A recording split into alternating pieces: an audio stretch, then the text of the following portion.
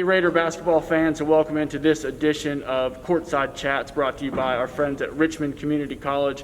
I'm sports editor Kyle Pillar, joined today by rising senior forward Jakerra Covington. Jakerra, how are you? I'm great. How are you? Good. Are you glad to be back out here? I am very glad, excited to be back. I know. A lot of people are very excited to be out here. So Jakerra, just a couple of questions as basketball workouts kind of enter their second and third weeks now.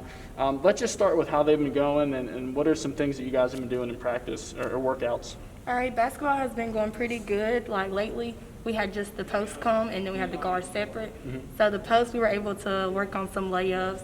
No missed layups this year. That's good. And we want to expand, not just be able to get the ball, do layups. We're working on dribbling as well. We're not just going to keep doing one specific thing. We're going to be able to handle the ball this year as well. Now, the high school association came out on Tuesday and said that you guys are now allowed to practice with up to 25 people in the building, so you'll be able to get your post players as well as your guards and stuff in here. So how does that look kind of moving forward? Yeah, I'm excited. Like, we all need to be together to go ahead and form that team bond. Sure. Because this year we gotta do better as working as a team.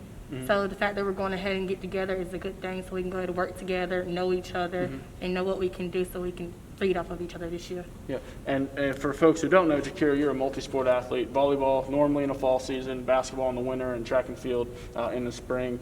So I guess really, what's it like to be you're combining basketball and volleyball right now because of the crunch schedules leading up into the season. So how are you acclimating to that and dealing with that? Yeah, like at first I was like, oh wow, that's gonna be like a lot of work going from one to another. Especially going from nothing over the summer, right? Yes, Yeah. And then I was like, I'm just gonna go ahead and give it my all with both, whether I'm tired or not, because like my season getting cut short for track and not being able to do anything, it really hurt me. I was like, I'm just used to always staying active. That's right. So not having anything, I'm not gonna take it for granted this time. I'm going to give it my all, whether it's a lot of work or not, because in the end it'll pay off. Sure.